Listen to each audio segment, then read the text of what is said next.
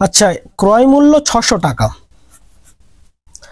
লাভ 100 টাকা, ক্রেতাকে 20% ছাড় দেয়া হবে, তাহলে দ্রব্যটির লিখিত মূল্য কত হবে?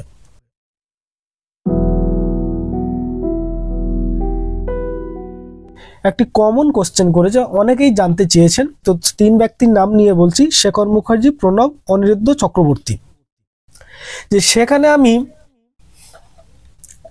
এই যে ক্যালকুলেটর আপনারা দেখতে পাচ্ছেন, এই ক্যালকুলেটরে একটি ভিডিওতে M minus, M plus, MRC এই 3টি বাটনের ফাংশন সম্পর্কে, ফিচার সম্পর্কে আমি আলোচনা করেছি। এবং তার আগের ভিডিওতে এই GT, grand total, mu, mark up, এই মার্ক আপ বাটন নিয়ে আলোচনা করেছি। সেখানে একটি ক্যালকুলেশন করে আমি বোঝানোর চেষ্টা করেছি। তো কমন কোশ্চেন কি, যেটা অনেকেরই জানার বিষয়, অনেকে ক্লিয়ার নয়, হয়তো ভিডিওটি দেখেছেন, যে 700 টাকার সঙ্গে 20% যোগ করলে কিভাবে 875 হয়। 700 টাকার সঙ্গে 20%, অর্থাৎ এই 700 টাকার সঙ্গে 20% যোগ করলে কিভাবে এমআরপি বা সেলিং প্রাইস 875 টাকা হয়। এবং আরেকটি শর্টকাট করে বলেছেন, ব্যাপারটা কি, যে 7 × 20% = 840 হয়। তাহলে এমআরপি অথবা সেলিং প্রাইস 875 টাকা কিভাবে হয়, এই অঙ্কটি করব।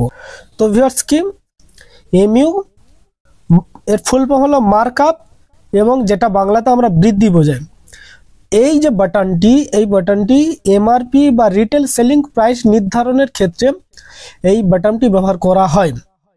অর্থাৎ কোনো দ্রব্যের দাম লেখা আছে 875 টাকা, আপনারা কোনো রিটেল শপে গিয়ে কিংবা মলে গিয়ে দেখছেন যে 20% ডিসকাউন্ট, এই দ্রব্যটি বা এই গার্মেন্টসটি বা এই প্রোডাক্টটি নিলে খুব ভালোই, কারণ এখানে ছাড় দিচ্ছে।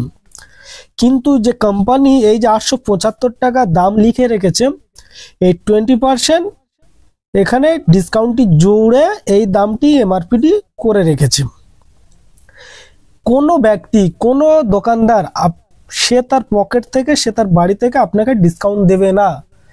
আপনাকে এই দ্রব্যটি আকর্ষণীয়ভাবে গ্রহণ করার জন্য বা কিনতে 20% ডিসকাউন্টই লাগিয়ে রাখে, সেটি এর সঙ্গে অ্যাড করে। তো 875 টাকা ডিসকাউন্টে 20% দিলে তাহলে আপনি এই দ্রব্যটি কত দামে পাবেন? সিম্পল হিসাব, 875 × 20%, 175 টাকা ছাড় পাচ্ছেন।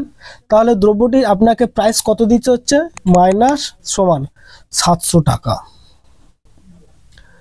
700 টাকা আপনাকে, এই 875 টাকা লেখা রয়েছে, আপনাকে ডিসকাউন্ট দিচ্ছে 20%, আপনি পেমেন্ট করছেন 700 টাকা। তো এই 700 টাকাটা কিন্তু যিনি বিক্রয় করছেন, দোকানদার, রিটেল, তিনি কিন্তু এই ক্যালকুলেশনটা হিসাব করে যে 175 টাকা আপনি ছাড় পেয়েছেন সেটি এখানে জুড়েছেন। তো এই দামটি কিভাবে নির্ধারণ করা হয়, তা এই এমইউ বাটনের ব্যবহারের মাধ্যমে এই দামটি নির্ধারণ করা হয়। যেমন এখানে আমি দেখাচ্ছি, দেখুন, গত ভিডিওতে দেখিয়েছি, আবার আপনাদেরকে দেখাচ্ছি। আমি প্রথম থেকে শেষ পর্যন্ত করব এবং অঙ্কের মাধ্যমে, হাতে কলমে অঙ্কের মাধ্যমে এই হিসাবটিও করব। কস্ট 600 টাকা। 600 টাকা কস্ট বলতে যে পারচেস প্রাইস, দোকানদার বা রিটেল তিনি যে দামে কিনছেন সেই দামটি এবং এর সঙ্গে যা কিছু আছে সেটি, ট্রান্সফার খরচ হোক, ইলেকট্রিক খরচ হোক, স্যালারি খরচ হোক, সমস্ত কিছু জুড়ে 600 টাকা হচ্ছে। প্রফিট করছেন 100 টাকা, অর্থাৎ 600-র সঙ্গে 100 টাকা যুক্ত করলে হচ্ছে 700 টাকা। এবার যে ডিসকাউন্টটি আপনাকে দেবে সেটি এখানে যুক্ত করছে। যুক্ত করলে কত আসছে, আমরা অনেকেই যে স্বাভাবিক অনেকে যে প্রশ্নটি করেছেন যে 700 টাকার সঙ্গে 20% যুক্ত করলে 840 টাকা হবে। তো তাহলে এই 875 টাকা এলো কিভাবে? 700 টাকার সঙ্গে সিম্পল কি হয়, এই 700 × 20%, 140 টাকা এখানে ডিসকাউন্টের হিসাব বের হচ্ছে। তো এই হিসাবটা এবার 140 টাকা যদি আমরা অ্যাড করি তাহলে কত, 840 টাকা।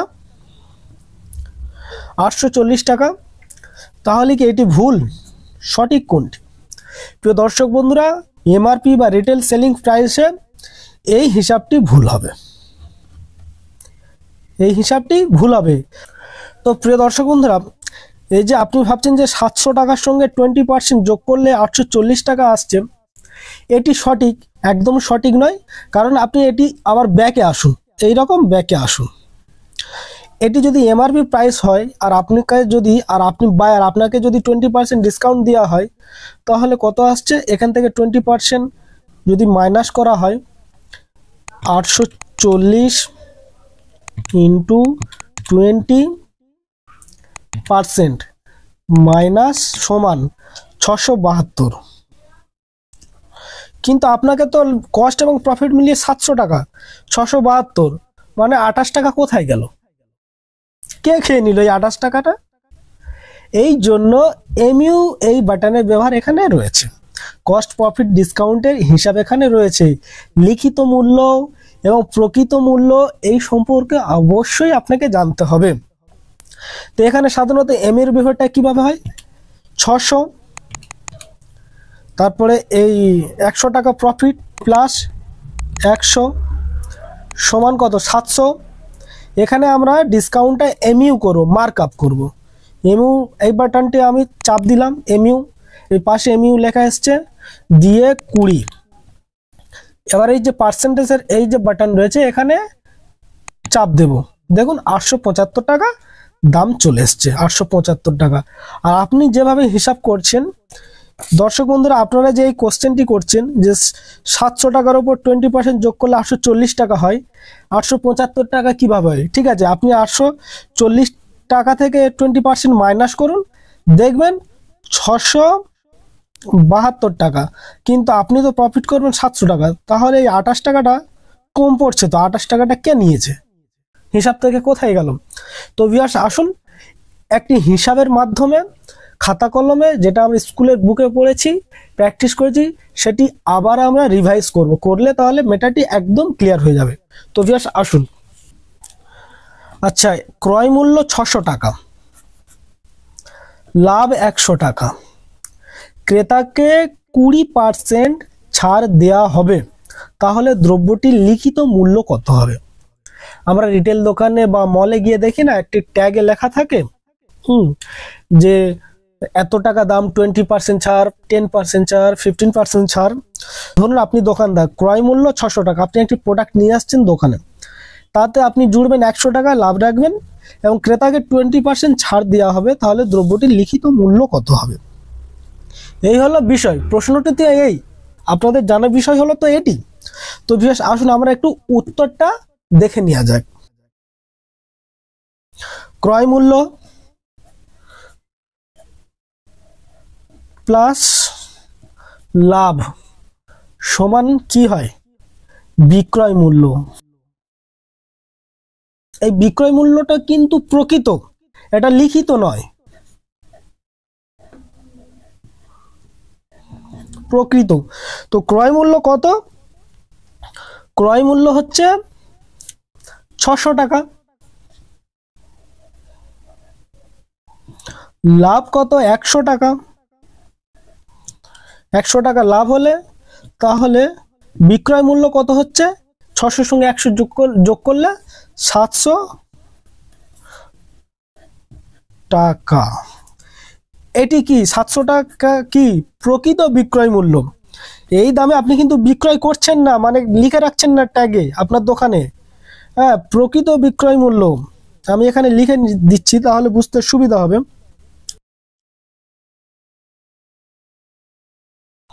প্রকৃত বিক্রয় মূল্য 700 টাকা।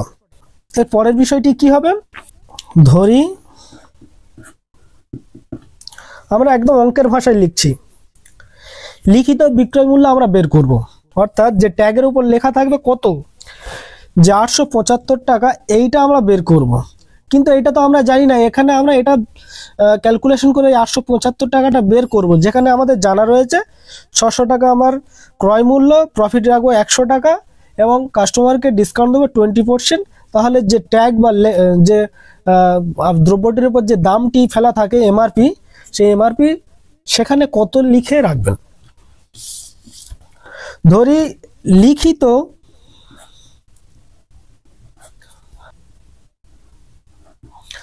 বিক্রয় মূল্য সমান, আমরা তো এটা জানি না কত, লিখিত বিক্রয় মূল্য, লিখিত বিক্রয় মূল্য সমান x টাকা। তো x টাকা, এই x এর মান আমরা বের করব এবং ছাড়ের হার ডিসকাউন্ট দেব কত, কাস্টমারকে ডিসকাউন্ট দিচ্ছি কত, 20%। ঠিক আছে, তো আমরা এই প্রকৃত বিক্রয় মূল্য একটা বের করেছি, তো এখানে আমরা প্রকৃত বিক্রয় মূল্য বের করব, তাহলে ইকুয়েশন তৈরি করব, একটা সমীকরণ। আচ্ছা, প্রথমে এটা আমরা জেনে নেব যে বিক্রয় মূল্য x টাকা হলে ডিসকাউন্ট 20% হলে দাম কত হচ্ছে, x 20%, অর্থাৎ 20x বাই 100। তো আমরা এই যে সমীকরণটা তৈরি করব, হ্যাঁ, সেটা হচ্ছে x এর ভ্যালু বের করব। তাহলে এখানে প্রকৃত বিক্রয় মূল্য কত আসছে, এখানে প্রকৃত বিক্রয় মূল্য কত আসছে,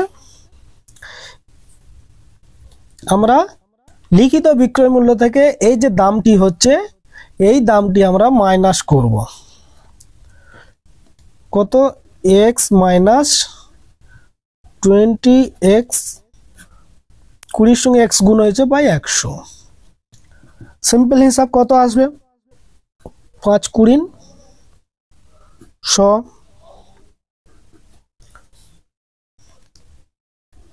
x মাইনাস x বাই 5 সমান কত, 5x by x, 5x minus x by 5 সমান কত, 5x থেকে একটা x বাদ দিলে 4x বাই 5। প্রকৃত বিক্রয় মূল্য কত আসছে, 4x বাই 5, আর এখানে প্রকৃত বিক্রয় মূল্য হচ্ছে কত, 700। তাহলে সমীকরণটা এখানেই তৈরি হবে। আমরা x এর মান যেহেতু বের করব, বিক্রয় মূল্য 4x, এটা প্রকৃত বিক্রয় মূল্য থেকে x এর মান বের করব, 4x বাই 5 সমান 700 টাকা। এখানে আমরা যদি x এর মান বের করতে পারি, তাহলে লিখিত বিক্রয় মূল্যর মানটা পেয়ে যাব। ঠিক আছে,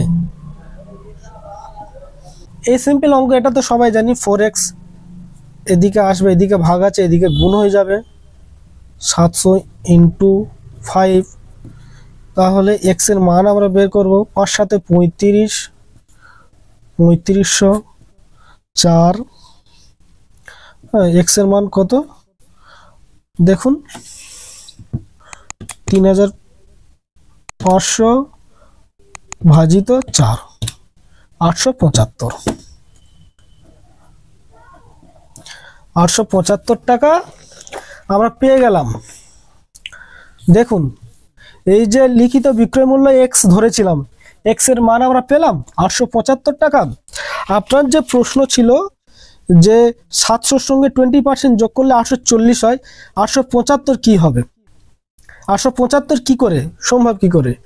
তো আপনি যদি 875 না করেন এইভাবে, অর্থাৎ লিখিত মূল্য প্রকৃত বিক্রয় মূল্য এই দুটি যদি আলাদা আলাদাভাবে না বোঝেন, এই বিষয়বস্তুটি যদি আপনার কাছে না ক্লিয়ার থাকেন, তাহলে কিন্তু আপনার মাথায় এইটি আসবে যে 700 সঙ্গে, এই যে 700 সঙ্গে 20% যোগ করব, হ্যাঁ 840 আসবে, 875 কি করে আসে?